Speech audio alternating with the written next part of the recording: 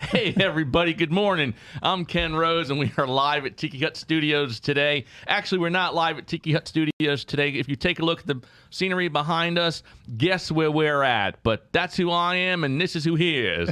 Hi, I'm Joe Carlisle. I am the host of Joe Knows the podcast, coming live to you from Tiki Hut Central. Joe Knows with Ken and Lisa Rose. Okay, I got to say something, man. Hi, everybody. You're going to have to say something in a minute because evidently she needs to speak. Well, he introduces me, and then I have to have camera time. No, I should Say shut hello. up, right? Go. Go ahead. Okay, are we you? seem a little disjointed. Let's be honest. Full disclosure, okay? We had a little glitch earlier. We're back. If you're watching us live, because this is not the original show. We went live at 10. And then it got cut off very briefly. Got cut off. We had a technical glitch. So we thought we'd come on and give you a little piece. That way we have a whole section to add into our podcast so that it's not like, 28 seconds long. Now, I got to say, come on. Now, you got to see it having heard that music a second time. You got to see what I said the last time, right? It does sound like it's... right? Yes, because we were offline, I guess. Joe felt that the music was rather Provocative. provocative. Reminiscent. Reminiscent of 70s provocative. the 70s scene with clothing optional right. movies. Okay, let's just say it's 70s pornography. There you go. And on that note, let's have our producer introduce You know what's herself. really funny? Hang on, she got to introduce Okay, herself. I already introduced myself. Oh, you did? Did we know your name? Yes. Oh, okay, all right All then. right. All right, hell with her then. Let her just Well, produce. do we have any other women in here? We do not. I introduced her, of course, We in do today's not. world. Maybe there's somebody else over here that's Lisa, that's not a woman. All right. It's not me, though. Wait, did we mention where you were No, we did not. live on location? Lisa is stuck in the studio today. Joe and I are, if you haven't guessed already, we are in beautiful Los Angeles, California. And behind Los us, Angeles. yes. And behind us here, this building, it's a green screen behind us, is if you haven't guessed already, here's a clue. You can check out anytime you want, but you can Any, never. Okay, what's the Check verse out there? anytime you like, but you can never leave. There you go. So this is, believe it or not, the hotel that is on the cover of the Eagles' Hotel California album. This is the Beverly Hills Hotel. It's still there today, and it was one of 3 hotels that the Eagles were selecting for the cover of Hotel California, one of the largest selling albums of all time. That and I guess Michael Jackson's Thriller, right? That was a big one. Yeah. That's still a big seller. Still a actually, big seller? surprisingly, what we know about Michael Jackson. Yeah, right. It's still, They didn't cancel him. Didn't cancel him. Saturday Night Live was also one of the best all-time selling albums, yeah, right? I Can you believe still that. stay at the Hotel California? Well, Is it still open for... Of course, it's Business? just always full. Okay. Yeah, it's the Beverly Hills Hotel, and Because you can never leave. you can never leave.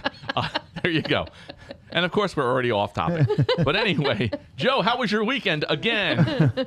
My weekend was good. I went down to, as many of you know, I mean, we'll get into this more detail at some other show, but basically, I had a drug problem at one time, a very bad drug problem, and I was fortunate enough to discover a place called Dunklin Memorial Camp, and it's this Christian regeneration program. We don't call it a rehab because it really regenerates your whole life in person.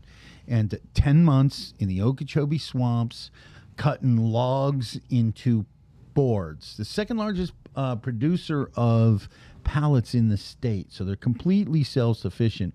And the owner's actual vision was to create a program that would not be dependent on government money or the largesse of others. So they don't charge much for the program. As a matter of fact, when I first got out, I paid $5 a week for my program while I was in the program, and for years after, until I had a good job that I could actually make some payments. And Like a student loan. It's forever. well, yeah, except they didn't charge me interest. Right, And thank to give you perspective, I believe my program was $4,000 for the whole 10 months.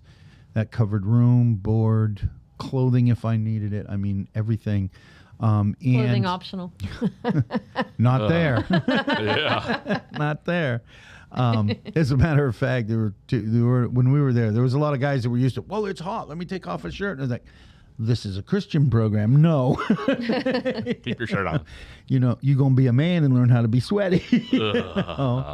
And it really was a men's program. I really tell. I went there when I was 45, and that's really where I grew up, at 45. And to give you perspective, even then, the average, even Christian program was $10,000 a month, which means in 10 months, I would have spent $100,000. Wow. And so to be able to do something like that, and they have this thing, they never want money to inhibit somebody who wants help to be able to get help. Sure.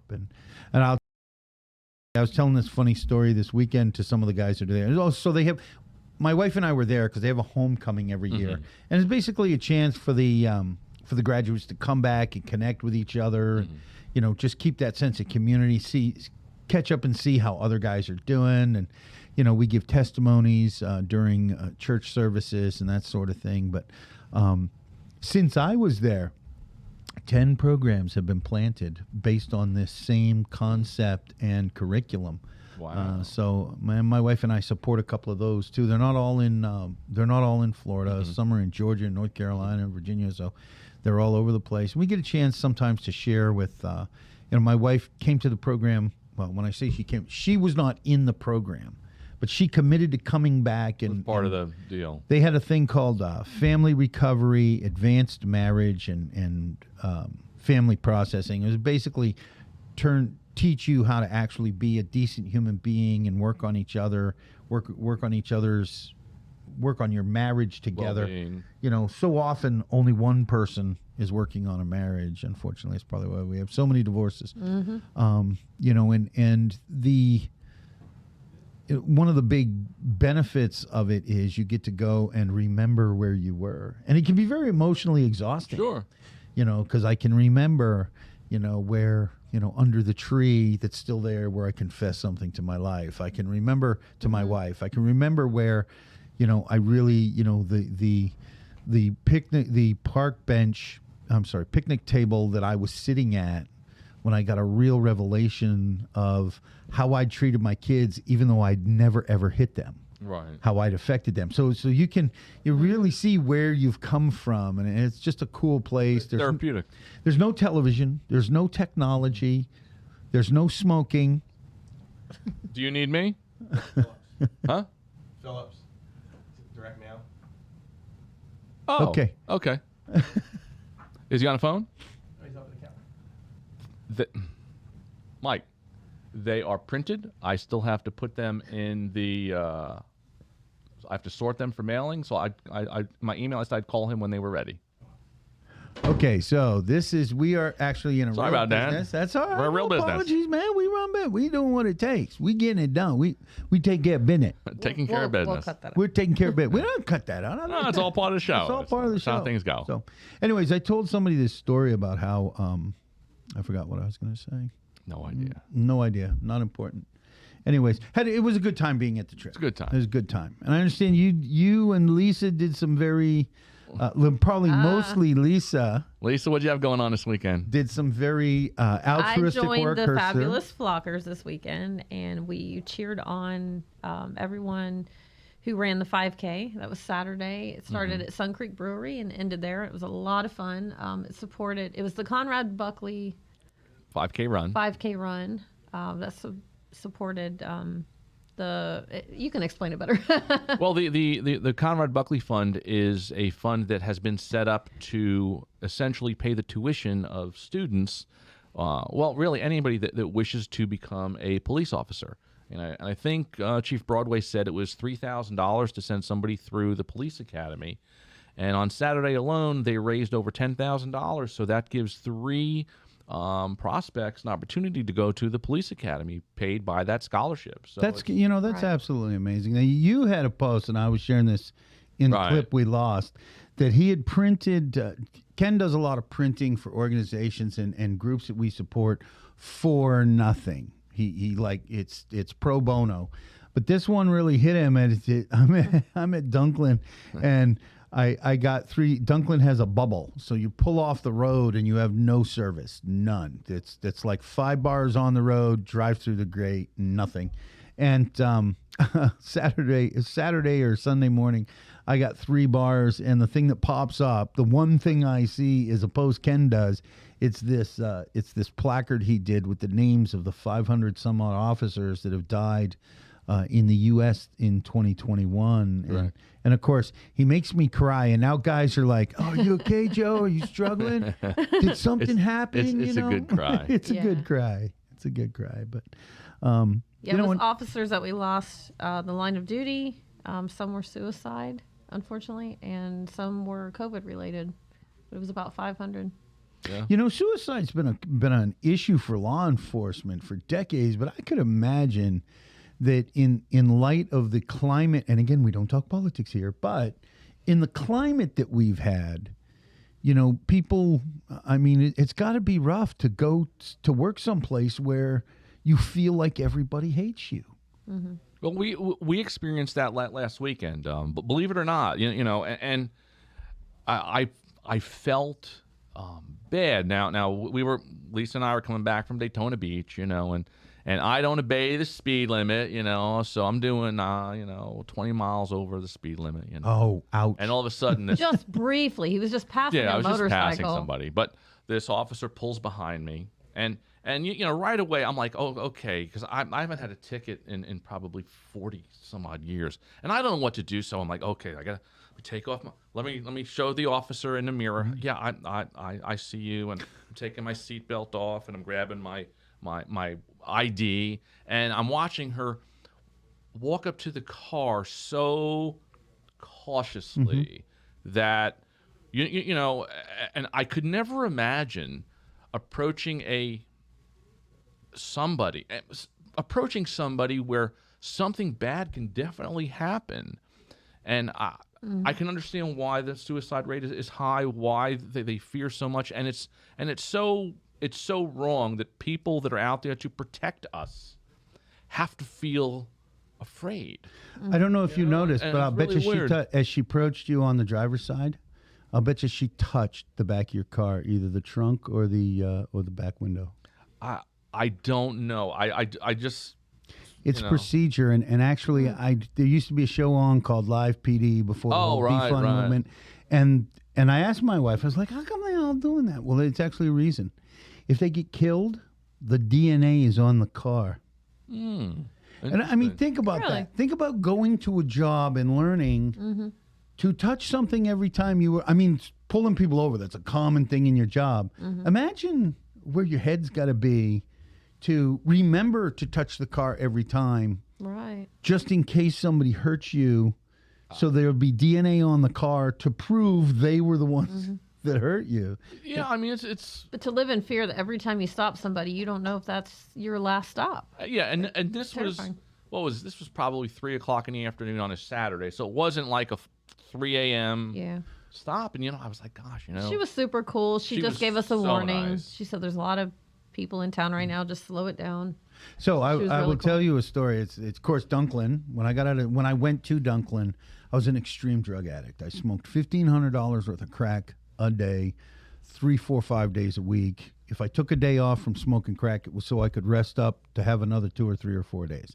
And obviously, at $1,500 worth of crack a day, I was not some stockbroker, so I had to make money. I mean, right. collecting money, right, for drug dealers and bookies. And so I was even on commissions back then, 50%. I'm sure like they get 50% Joe was getting on a split high back commit. then. Can you imagine that? I mean, I know everybody else gets 6%. I get 50%. Why do you get 50%? Because I do. Because I do. Again, you risky. don't want to know what's going to happen if I don't get 50%. Anyway, so I have a criminal record. It goes back years and years and years. Not since Dunklin, but Right. As a kid. when I got clean and sober, I'm not an idiot though. I mean, my last arrest was just under 20 years ago, just over 20 years ago. And I know, even though police say they don't know, but when they pull you over, they know your record because when they pull up the plate, it all comes up. Sure. Because the first thing they do is, wants and warrants. Well, they'll say no wants and warrants, but here's because they got computers now. Used to be they called that in. Okay, he's got nothing the last 5 years. Now they show everything now. It's like a CVS receipt. So I used to roll my window down and stick my hands out. Right. No, I get it because that's what I did. Was I put my hands on the wheel. I wanted her. Well, to know where my and she said something hands to him were. that she's like, I don't know that you didn't have your seatbelt on. So she said, next time keep your seatbelt on because we can get you for that. She said, I don't know at what point you Right. took it off or if you even had it on. And he's like, Yeah, I'm you got sorry. lucky. She was really good. Yeah. But Well, you Yeah. know what? but the thing is, my kids would ask why and of course my kids were teenagers, and they would ask why I'm sticking my hands out the window, and I'm like, because that officer knows what I used to be. They have no clue that I'm a Christian now, Right. And I want them to feel completely safe. Right. Officer got close enough. Officer, there's nothing going on. I just want you to feel safe. And one of my sons was like, that's the dumbest thing I ever heard. Yeah, but you know what? No officer got nervous approaching my Sure. car, because then they could look at the idea that, well, it had been 5 years or 10 years. So like, okay, this guy has a brain. Right. He wants me to feel safe. He's probably a straight guy, that sort of thing keeps. It's funny. Guys, they talk about crime, right? And it's unfair for certain guys, and they get arrested all the time. You know what's really funny in my life? I've been arrested a lot. At At point, you're just like, yeah, there's a point where I won't tell you some of my worst stories, but I had a revelation at one point in my life when, after Dunklin, it had been 8 or 9 years since I'd done anything wrong, and I realized a police officer pulled up behind me and I wasn't nervous. Hit that light, and my first thought was, why are they pulling me over? And then they pull around you and go, oh, Right. It wasn't me. it wasn't me. They're going after somebody else. So, Well, but here's the thing. My revelation was, and I've told this to people, well, if you stop breaking the damn law, the police will leave you alone. I haven't had a police officer at my house other than for a social event or something from the church in like 21 years. Amazing, that's isn't how it? it should be. Since I stopped breaking a law. It's amazing how that works. Well, all I can say is this: when you get pulled over, the most important thing is be humble. Yeah.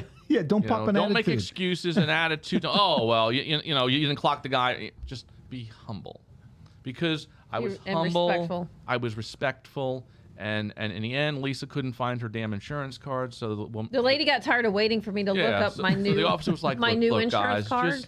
just please be careful. We've got a lot of tourists in town. Drive safe and off we went. So when Yeah. when I was raising my kids, there's this concept of, well, I shot that guy in self-defense. I used to belong to a church, and for some reason there was this Was that during their the policy? huh? Was that their policy? What, to shoot people in Shoot in self-defense? self-defense? No, What kind of church is that? no.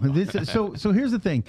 It was during the Obama years, and there was a trend of, like, all these guys, all the deacons and the staff and everybody and all the men in the church, they went out and they bought these handguns. People who didn't have handguns. Women were buying handguns, and going to the range. It was a thing. It was a flavor of the month at the time. And they all talked about, they get in this to protect their family, of course. I'm kind of a purist. They talk about, that's why no, that's not why you have the Second Amendment. You have the Second Amendment to protect you from the government. Right.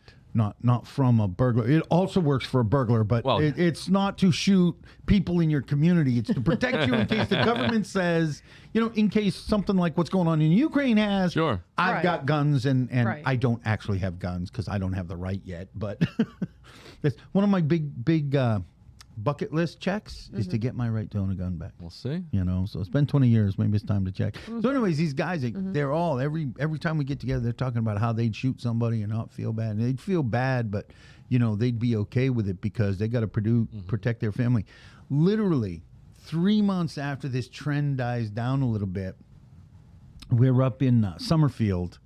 A lot of these people live, and they had a bear problem, right? So there's a lot of bears in the area, and they're coming into houses.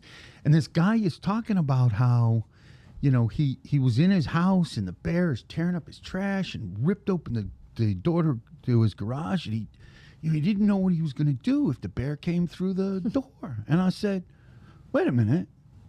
didn't you buy a bunch of guns like 3 months ago? And you talking about you got a bunch of ammo? He's like, yeah. I said, well, shoot the bear. You If it comes in your bear. house. I said, it's in the garage. You shoot the bear. It's not coming back. And he looks at me and he says, and I mean, this guy was high up. Right. Like he was the pastor.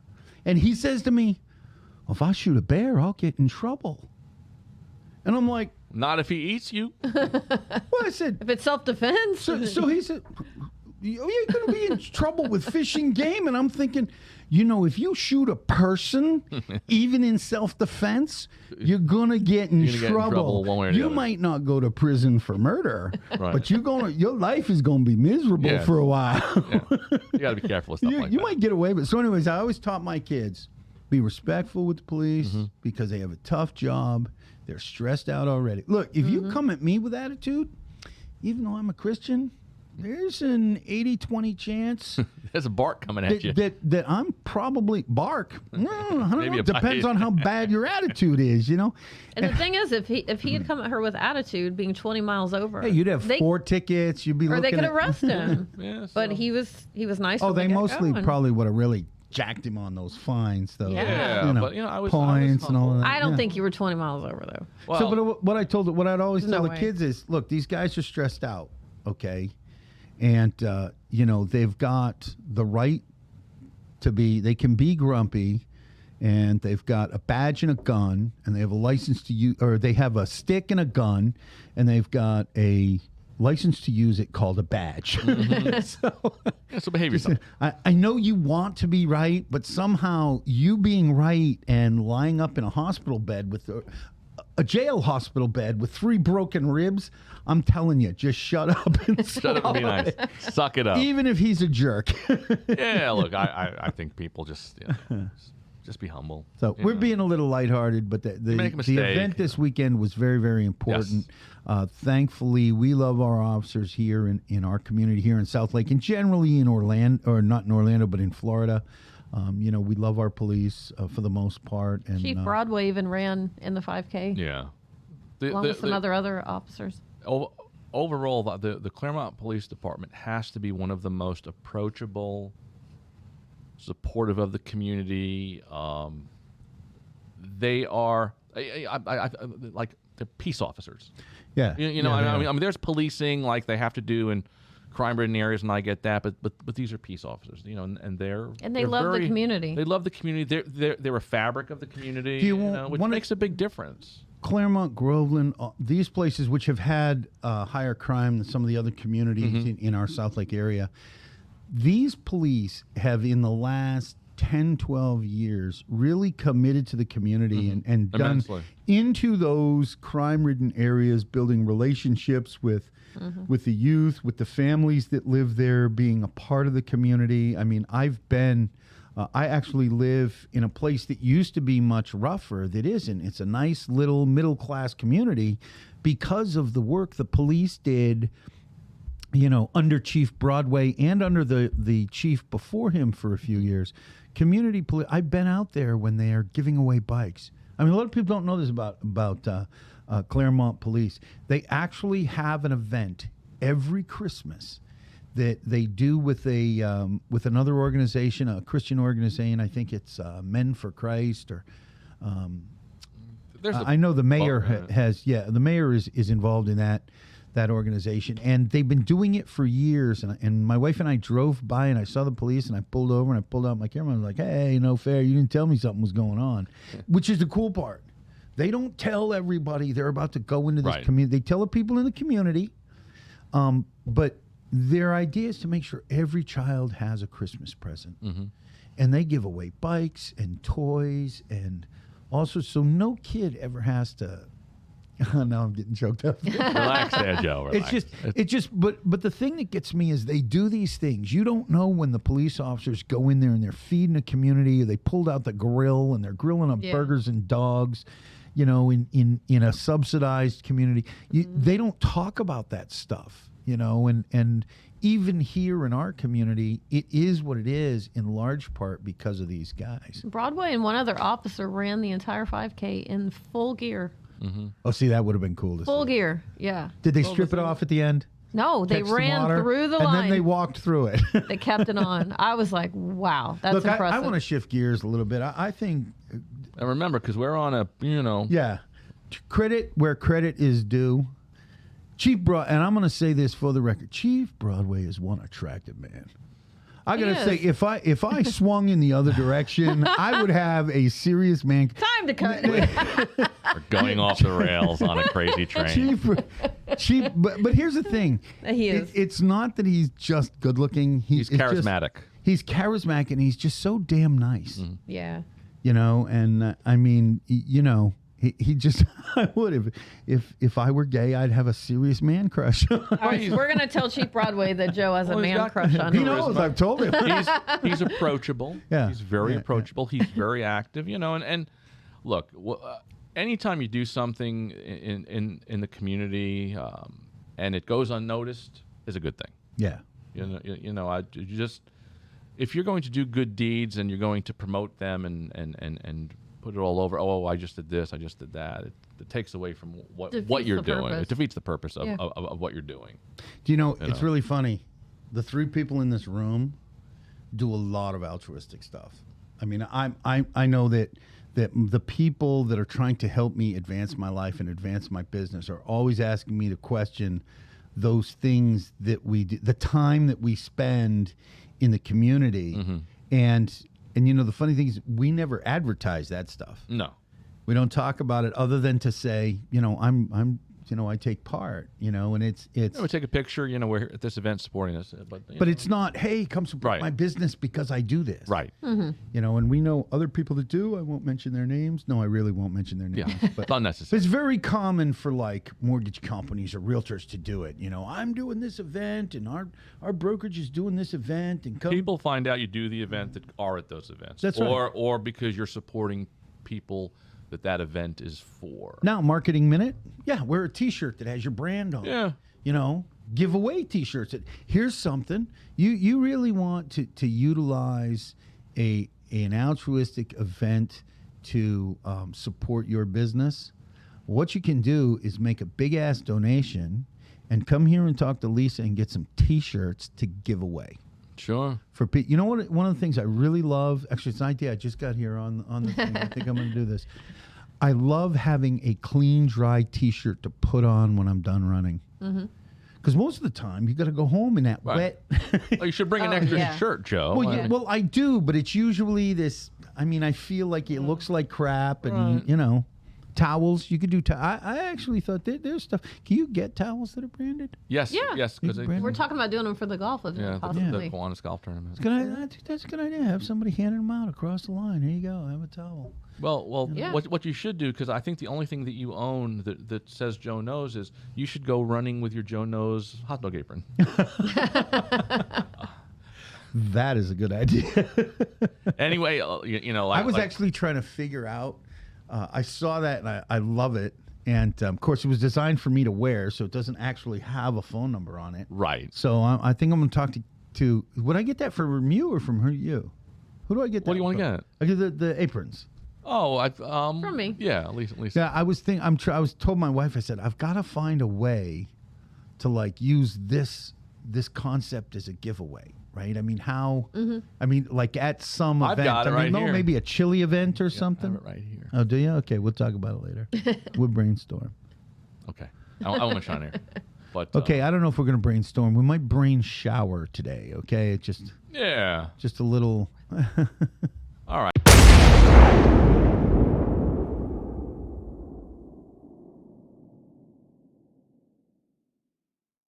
Market your brand and personalize your message. Brand Squad opens doors to new ideas, helping to grow your business with smarter marketing. Thousands of promotional items, thousands of ideas. Turn prospects into customers with Brand Squad's memorable promotional products. Simple marketing, effective results. We do the thinking, you do the winning. Brand Squad, on point with your promotional products. Boneheads. I mean, bear with. This is real behind the This is scenes. what happened. Joe Knows the podcast. What Joe doesn't know is how to get good streaming That's service. right. Let me click on this. Maybe anyway, it's because we're at Dunklin, right? We're streaming now. All right, we're streaming So again. I don't know what so point we I don't know what lost him. happened. Let me see here. We actually have the cable guy here, so Yeah, so maybe he could hook us up. not that he's helping with anything. So, anyways, one of my favorite moments was, I told my wife that my favorite time as a kid was when Mom would put the fresh and they tuck it in tight. Yes. And you had to like. You had to, I didn't want to squirm pull it in. out. I just wanted to squirm in. It Right. was all nice and cozy, and that sweetheart. Now, every time I'm having like a real, not like a bad day, like business, and you're a little bit cranky, but like if something, every now and then you just have a day that you're down. That was last week. Yeah. The entire week. Yeah. I would be darned if she won't find a day to make sure I have brand new fresh sheets and she tucks them in tight. real good. Now, I'm too old to squiggle in, so I do pull them up because I talk about freaky. I have something called the envelope. I have to have the envelope. The envelope. The envelope. I pull out all of my sheets and blankets, Right. even on her side. Right. And when I get into the bed, I kick my feet up and let the bottom sheets swing under, and then put my feet down. So you're like wrapped and ready to go. So my feet are in an envelope of sheets and blankets. That's weird. Like being back in the womb. It's something. What are Now, you here's doing? the thing. I could throw off all my blankets, right? Right. But those feet are going to be Those feet are in the tucked in. envelope. They're tucked in. Oh, boy. Now, my other pet peeve is I always like the bed made. I like to come home and know that the bed has been made and I get into it and it feels fresh. Are you a military got to have the bed made, or what my wife and I call the dark side bed made? Do you know what the dark side what's bed the made dark is? side? Okay, the dark side bed made is when you've slept in it and the sheets are all messy. Right. Okay, and you've got work to do, you got life to do. We just kind of pull the sheets and pull the blankets and turn them down a little bit, but we don't necessarily tuck everything in. It's just hanging off the We edge. put the sheets in. We put the throw pillows on and all of that, and the sham pillows. The throw pillows and the sham pillows. yes. Wow. Yeah. That's how we roll. Wow. Yeah, I just find it Is that you, or is that the No, that's influence me. of That's Lisa? He started that. He You know, started it. Before Lisa and I got in bed together, she would sleep with animals in the bed. I'm like, there's no animals in the bed. I had Plus, 2 cats and a dog. plus that I some used of to the sleep animals with. she dated. So I mean, that was also a problem. No. Ba-dum-bum. But no. It's just Are you that animal? No, we won't go there. Never mind. rewind. That didn't happen. We'll What leave else- that on the cutting room floor. What else is going on this week, Joe? What do you got planned this week?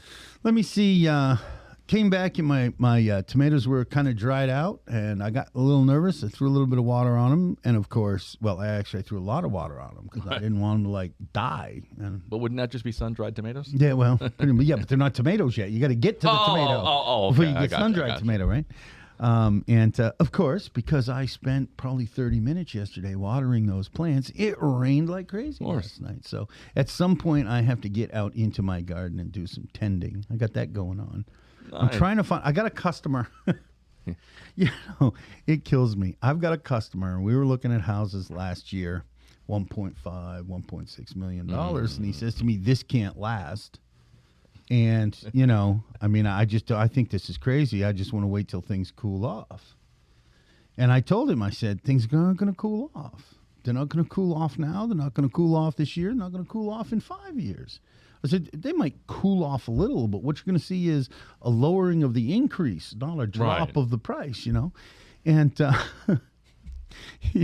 he calls me up and he wants to go see these places. And I'm like, well, you understand that what was 1.5 mil last year is now 2.1 mil, right? Just a small 600K. And he's like, yeah, I don't know. I'm still thinking it's going to drop. I'm like, okay. I got another guy who he works for one of these corporations I'm always railing about that owns single family homes. Oh, right? yeah. And he wants to move here to Florida. And I'm on the phone with him, and he's thinking the same way. He wants to buy this really nice. He's in a high price range, right? And he's telling me, he's like, well, I'm waiting for the prices to drop. And I said, seriously? He said, yeah. I said, okay, you work for this company. Is your company not buying because they think the price is going to drop?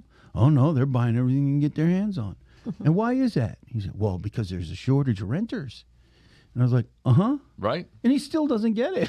Yeah, look. I'm like, look, man, you guys going to be raising rents. So for a long time to come, and you guys are going to be buying houses. That's right. So for a long time to come, there's going to be more people wanting to buy a house than there are houses. Because the builders ain't building them any faster. No, very true. Oh, but speaking of buyers, I've got a seller. Oh, do you? Yes. Hunter is selling his home. Hunter is selling his home. It's a beautiful 1-1 right off of 455 on a third of an acre. And we may list it on Friday, but with the way the calls are coming in, we may never have to list it. But, we decided that... Okay, I want to say right now for the MLS and NAR, he did not advertise his property. This is through his son's Correct. own network. And It's his own through just property. speaking to people. There's been no public-facing marketing.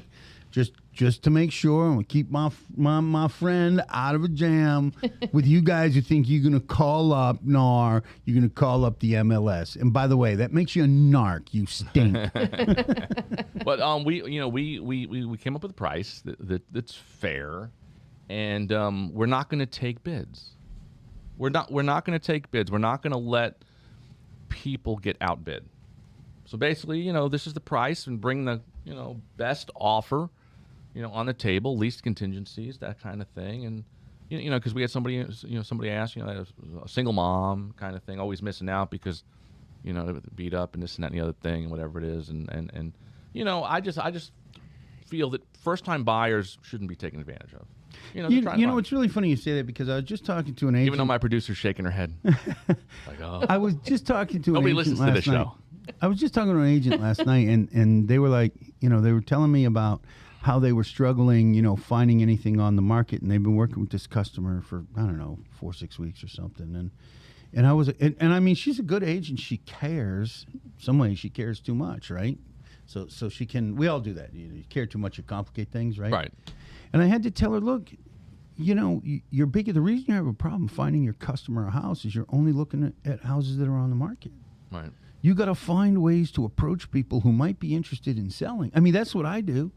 When I take my customers out to look at a house, I'm not really. I mean, we might get lucky. Right. We might roll a dice and roll a 7, and that's we get that house and we win the bid. But most of the time, when I'm taking customers out for a day, I restrict them to 3-4 houses. Yeah. Anything That's smart. more gets confusing, But what I'm looking for is the neighborhoods they love.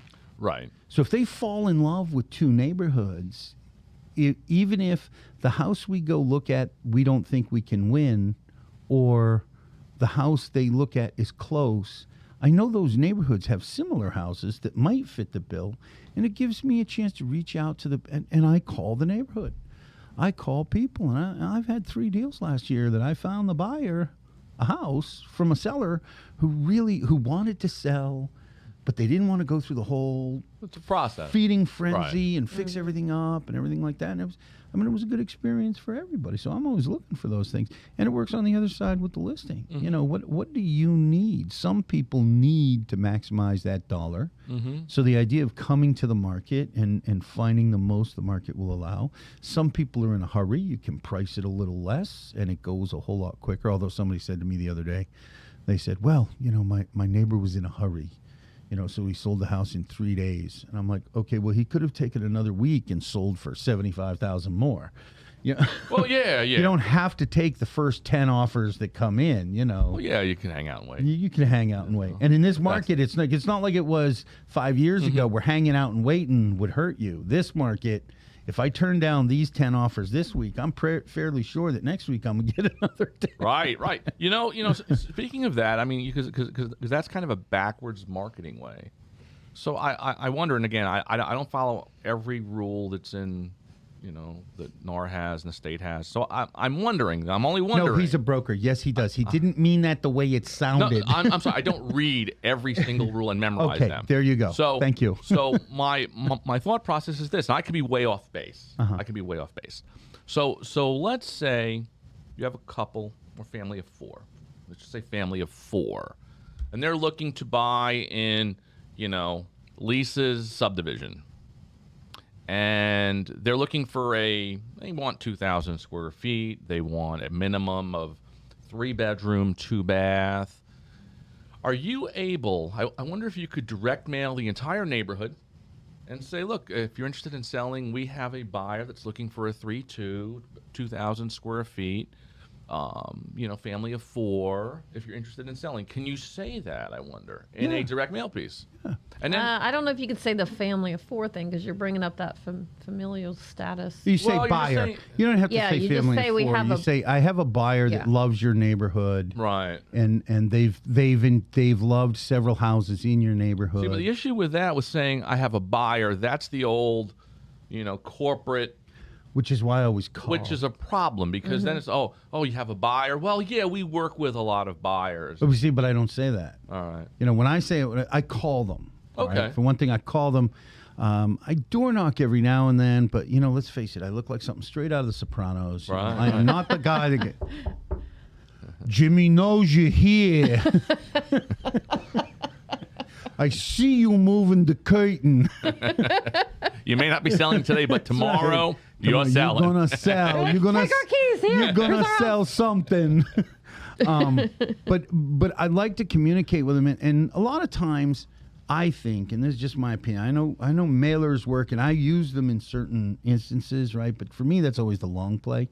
If I need to find a house for somebody, I would rather have an interaction with someone.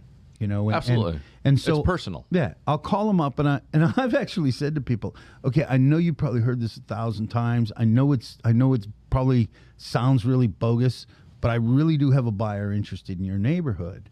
Had you thought about selling it all? Mm-hmm. We can work this out where you don't have to go on the market. If my buyer is interested in your house, we can work out a commission less than 6%. Now that's usually what hooks them, because most guys say, we work with buyers, I want to list your house for 6%. Right, yeah. I say, well, I have a specific buyer, and actually, if they let me come in and look at the house, because I don't want to bring the people to the house until I see it. Sure. If they let me come and look at the house, I'll actually bring my buyer's agreement with me and show them that I actually do have. Yeah, here's my buyer. I have a buyer, just to let you know. I do have a buyer. This is my buyer's agreement. This is who I'm looking for. And they all know now it is tough for buyers. And a lot of times, I'll tell you, one of the deals I ran into last year is somebody really wanted to move, but they really wanted to move, but they didn't know how to sell and move to the next one, right? Because they didn't want to rent for a while. They didn't want to give up what they had because they knew it was too hard to find something else.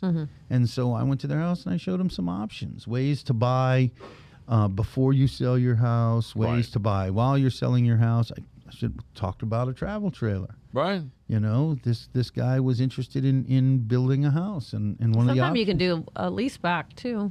Do lease back. I've done lease backs. I did a couple of those last year. But this guy, Joe even has a guest room, so you can move in your family of 6. Yeah, guest room is called a screen porch. A screen porch is beautiful, which is why with a my great view. Children don't come back and stay more within often. walking distance for elementary school students.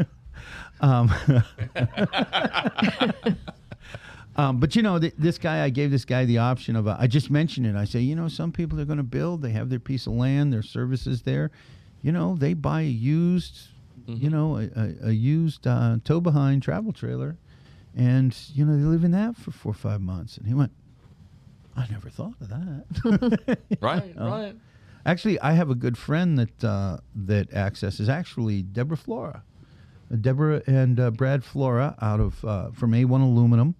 They actually have they have another company called Experience Florida, where they rent out basically travel trailers and tiny homes. Yep, they have mini homes. Yeah, and I've used those. I've exposed is the wrong word, but I've offered those to customers because everything's there. Right. As long as you don't have 5 kids, Sure. there's services. It's fun. It's all inclusive. It's easy. Nobody cares if you don't have to sign a year-long lease. Right. Your short term. Your short term. Vacation type rental. There are solutions out there, and the thing that drives me crazy is everybody comes in this business thinking it's going to be easy. Then they want to do things the way it was done 10 years ago, and I say this to people till I'm blue in the face. used to say it to customers, because it used to be if you bought a house 20 years ago, if you bought a house in 1990 and you had bought a house in 1971, you knew how to buy a house. Right. The process was the same. It didn't change. The market went up and down, but the process didn't change. Well, 2010 killed all of that. The last market crash. So the government has a lot of regulations. NAR has new regulations. MLS has new regulations. The market itself is different, as we've talked about. Right. And so what I used to have to tell customers in 2011 and 12, they'd come and say, "Oh, I know how to buy a house." I'd be like, "You knew how to buy a house." If you have not purchased a house in the state of Florida since 2010, you don't know what you're doing. Today, it's the same, because the rules, the laws, the closings, the regulations, they're changing every single day, all the time. Lending's changing every single day. So if you're a realtor and you come in, I'll tell you, I worked for Coldwell Banker, and they touted this DVD training system that was available. It was one of the Right. perks they tell you about when you're a ERA had broker that trying to years come ago. in. Except I went in to look at the DVD training, and it was obviously film, That was converted. that had been converted to like tape, that had been converted to DVD. Right. Oh, golly. So it's like third generation. It was like, literally, it's the women all had, the shoulder pads up to here. Oh, the dynasty era. The of all 80s. that. The men had lapels that were like, this wide. You could have just cut the rest of the jacket off and worn Wore the lapels. lapels. Hey. And they said things like, they'd walk up and they'd, I remember this one training video about using your card. Okay. Was you're a brand new realtor and you're going to walk up, and they play this out. And of course they always use realtors because they're cheap instead of actors for these, what we used to call industrial films, right? Use an actor, pay the money. It's worth it. They know what they're doing. It's why you ask people to hire a realtor. You should do it when you're doing a thing. So anyways, they said the woman walks up and they're having this conversation in a grocery store, back when you did that, by the way, having this conversation in the grocery store, obviously filmed in the mid 80s, early 80s. And she pulls two cards out. She says, and it was so canned, "I'd like to ask you a favor, Ken. Would you do me a favor? What you could do is, I would like you to take one of these cards for me, and I would like you to give one of these cards to your best friend." Hey, that's my pitch. No, you say always give somebody a card, and what you say is one is for you, Right. and one is if you know somebody who needs somebody. it. There's a whole lot different Right. between if you know somebody who needs services and give this to your Telling best them what to friend. do. And it killed me, because I came out of it and my broker was like, "Wait," I was like, "Betty, you didn't sell no real estate doing that. You lying if you telling me." The 80s called. They want their training methods back. Unbelievable. Hey, I think we are we're pushing about an hour. So what are you shaking your head for? Is it not an hour? We may have to go back and see what actually. Well, that's all right. That's all right. Well, we can do our marketing minute. Yeah, we'll do our marketing minute. Who wants to start? All right, I'll start. Go ahead, Joe. Marketing minute. As Go. you know, Joe knows, I am with Remax Titanium. That's actually full disclosure, too. I am a realtor with Remax. We've been talking about the market. I am a realtor with Remax Titanium. Marketing minute. I would just like to refer back to the conversation we had. Look, if you're a buyer, you need to find ways other than the MLS. Because I got to tell you, by the time you see that property, then 100 other people are seeing it. And buyers are getting really sick of the bidding war. And so there are methods. Your realtor needs to have a strategy. And I've got strategies, whether you're buying or you're selling, to not just make the process successful, to make it pleasant. Well, at least not hell. So that's my marketing minute. All right, I'll go next. Lisa, you're up. What do you got? All right. Hi, everyone. So I have a company called Brand Squad, as you can see behind me. We're on point with your promotional products. We have thousands of ideas, thousands of items. My special of the week are these really cool tumblers. These are Cabernet 10-ounce vacuum insulated stainless steel wine goblets. Right now we're offering a free setup when you purchase 50 or more of them. That's about a $60 fee. That's waived. You can get 25 for $9.86 or 100 for $9.30. $9.86 each. Right? Correct. And if you want more of the pastel-looking colors, these are really cool. These are $50 setup. That will be waived. You can do 50 for $10.92 each or 100 for $9.63. These are 12-ounce goblets. The other ones were 10-ounce. So there's a couple different options there. Super cool. Are those with the logo on them? Yes. With the printing? Yes. Is that with the printing? Yeah, the price comes with one location, one color. If you want to do more of a couple different colors or full color, it's a little bit additional. I'd have to find out what that was.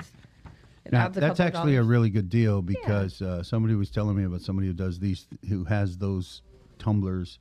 I'm not sure that they're steel and they're like all hand done and they absolutely look beautiful. And they say, but you can't wash it too hard. You know, you can't put it in a dishwasher. Oh no, the tumblers that I have, it's plastic with stainless on the top, but I put them in the dishwasher every single. I'm like, well, why am I going to buy a tumbler for $38? It just becomes a decoration. Well, of course. And then the instructions inside when I got it said to hand wash, but I put them in the dishwasher because I'm going to be like everybody else. I'm going to actually try and I'm going to use it, and I let people know. You know, it says don't put them in the dishwasher, but I do, and they're fine. Everybody hand washes them first, and then after like 3 times of use, put them in the damn dishwasher. Yeah, they're like, if they don't hold up at this point, then okay. I got my money's worth. Yeah. What about you, my friend? Hey, Marketing Minute. Everybody knows Ken Rhodes with Minuteman Press. I'm going to talk about 2 things, email and direct mail.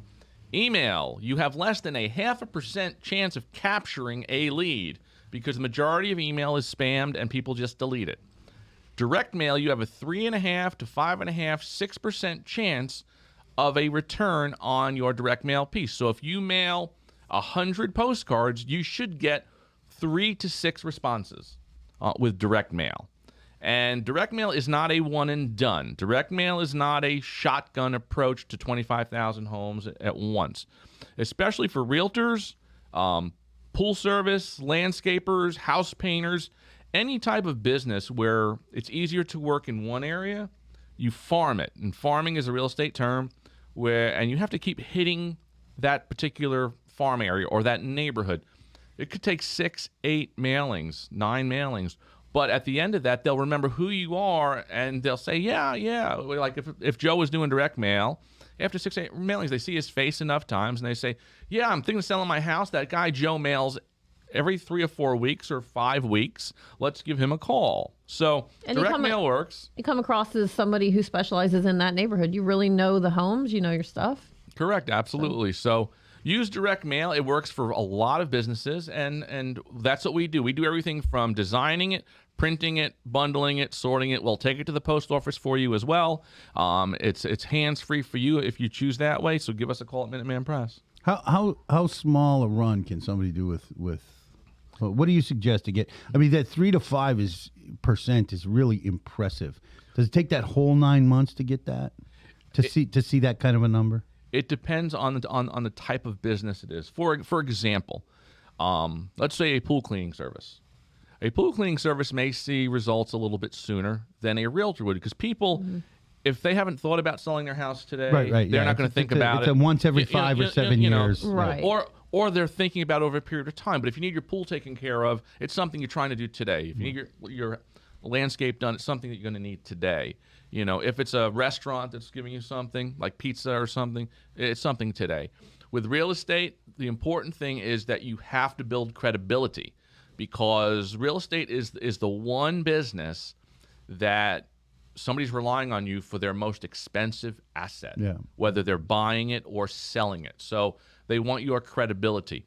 And just to make a pitch, one of the things Lisa does with her direct mail is it's all professionally designed, and on the back of her direct mail pieces, she actually has essentially an Excel spreadsheet that shows usually 10, 11 homes in the neighborhood that have recently sold, the sizes, what they sold for, and when they were built, so that homeowner that hasn't thought about selling looks at those numbers and says, wow, I think we fall into that, and so it's easier to reach out to a friendly face. So direct mail works. So what's the smallest run somebody can do? Well, the most cost-effective direct mail is every door direct mail, because postage is only 20 cents, and you can send something as large as 9 inches by 12 inches for 20 cents. The only caveat is it is based on the postal carrier's route. So there are some mail carrier routes that have 400 homes, some have 700 homes. So it just depends on the number of homes on the route that you can mail to. But I always tell people, if you're going to start a direct mail campaign, buy in bulk. Don't buy 700 postcards in April and come back for 700 postcards in May and 700 postcards in June, because the volume discount that you get on 5,000 postcards is tremendous, and you simply can mail them as you want to. And that's the So great you thing suggest buy in bulk and send them the same message every 4 or 5 weeks. Every 4 or 5 weeks. Unless just you get want it to out show there. recent solds. Yeah. Then it Unless you're wouldn't work showing for that. recent solds, then you have to go about it a little differently. It's a little bit more expensive to print postcards each time. But if you have something that's working, something. Well, I would imagine I could have the same message on one side, the other side's blank, and I know a printer. You could do that as well. you could do that as well. But if you're going to do that, you really want something that's already professional. Maybe it tells a little history of you, your time in the business, the type of people that you work with. I shouldn't say type of people, but like you say, you're plain vanilla. You work with probate, primarily, and that's something that you would highlight in your direct mail. So if I were you, just using Joe as an example, and Joe specializes in probate real estate, my target neighborhoods would be 55 and older. Yeah, people are Because I'm building credibility for my brand, and people will trust you. Plus, you're old. Now, I would tell you what's really funny about that, because when I was in the villages, I tried that. Right. And what I found was I was marketing to the wrong people, because those are the people dying. What I needed to do is shift and market to the people who are 40 to 55. Well, you could do that too. Because when mom and dad passes away, they're the ones selling the house. But at the same token, they are getting the mail. If they're Well, hopefully, Hopefully, because if they pass on Hopefully. and the kid goes to the mailbox and retrieves the mail, oh, look, there's a guy specialized in probate. I need to sell mom's house or dad's house. So, again, it's how else do you get in front of people? Door hangers can work. I hate door hangers. My advice with door hangers, and again, I'm taking more than my marketing minute here because, come on. Marketing 5 minutes. It's your studio. You can do whatever you want. Door hangers work when you are putting the hangers on the door. Distributing menus to a neighborhood works when you're distributing menus to the neighborhood. I had a client about 10 years ago, a local restaurant here in town. I'm not going to mention the name. They bought 10,000 menus when they opened up their business, and they hired people to distribute the menus, to walk neighborhoods. They found all of their menus. Theoretically distribute. Right. They them. found them in a dumpster. Yeah. And paid people to distribute them. Yeah. So, Somebody just literally. Yeah. Dump them all? Hey, I'll give you $10 an hour to distribute these, and they find them in dumpsters. Now, there is an answer to that, though. And I mean, I discovered things like this over time that, for instance, I've done things where I hire a church youth group who's trying to make money for a missions trip. One thing, they tend to be supervised by a few more adults. Yes. But kids who are trying to get on a missions trip, their character's a little better. They're going to feel bad about Right. dumping them in the trash, Right. at least most of them. Yeah. And again, they're usually being supervised by adults, and the adults are going to go, you got all 100 of those houses done in in 10 minutes. 10 minutes. This is true. Anyway, so that's the marketing minute. I'm just going to close. The only other thing I want to mention this week is I know gasoline's expensive and it's out of control. And my advice, and again, I'm doing a free plug only because, that's what we do sometimes. There's a company that opened up in Claremont called Ego. And they sell electric. Oh, yeah. scooters. Didn't you go to the opening? Yep. All right. So they sell No, it was electric. on Saturday. On Saturday. They sell I was these gone. electric scooters. So you know what? I think in the next 5 weeks, there'll be no more traffic jams in Claremont because we're all going to be stuck driving these electric scooters all over town. You know, I want to say, you know, with what's going on in the world, with the gas, with the Ukraine, with everything that's going on in the world, and I'm sorry, we don't get political Correct. here. No political. But I heard a representative of the White House say the dumbest thing the other day. And I mean, it was straight up so dumb that the whole press corps looked at them and were like, what? And what they said was that the supply of gasoline is not affecting the price. And I was like, There you no, go. it's pretty simple. You know, if you have a lot of gas, Price is low. price is low. If you have no gas, because our demand is pretty constant. Demand for gas does not go up. Or is it artificially high? Or is it artificially high? That we don't know. It's, you know. I don't know, but yesterday it cost me $76 to put 18 gallons. And that was low grade. And that was low grade. Yes. I had a That was painful. I had a rental to go, because we'll talk about my truck some other day. I'm still grieving. Yes. My truck somebody was in an accident with my truck, and it got brought to my house, and it's worse than the appraiser said it was. Of course. Of course. Yeah. It's never. So I managed to get the hood open that he couldn't. You know, of course, he's the pro. I don't know why I can figure out how to open the hood, since I literally know nothing about cars. It's like me. You know how to put the gas in. And I know nothing about engines, but I could look at it and go, okay, that wheel well has been pushed 18 inches into the engine. I think that's a problem. And I'm pretty sure that those 7 things are not supposed to be cracked in half. Maybe you can fix that with an alignment. I don't know what they are, but I know that's not good. But anyways, one more marketing minute. Do you know Ken and Joe are available for your event? If you have an event coming up and you want to bring out Ken and Joe, reach out to us. We are very, very affordable. Very affordable. Do it while we're not famous yet. Yeah, because when we're famous, When we're man, famous, we're expensive. and we may not show up You know. when we're famous. We'd love to come out to your event, and again, just make it worth our. We'll work something out. It's just worth our time. Couple Sure. hours, 4 hours, something like that. We'll make it fun. We'll keep it PG. Yes. We are aware Hopefully. of who we talk to and where we are. So, actually, we might be getting a chance to do some of this for some charitable events coming up in the next few months. Maybe so, because we are the only game in town. We are the only game in town. So So anyway, we will see you next week. we will see Again. you next week. And again, please be patient. We're still figuring out. I mean, this is only like episode 5? No, 4? we've done a lot, Joe. You just forgot. No, this is a No. new streaming service, though. Oh, and this is a new so streaming thing? Yeah, I'm so who having the hell issues knows? with.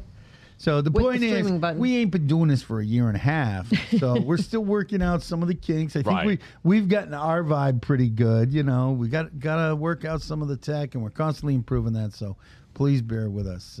And with that, we'll say, look, pray for Hasta la vista. hasta la vista. Pray for the people in Ukraine. Thanks, everybody. Have a good time.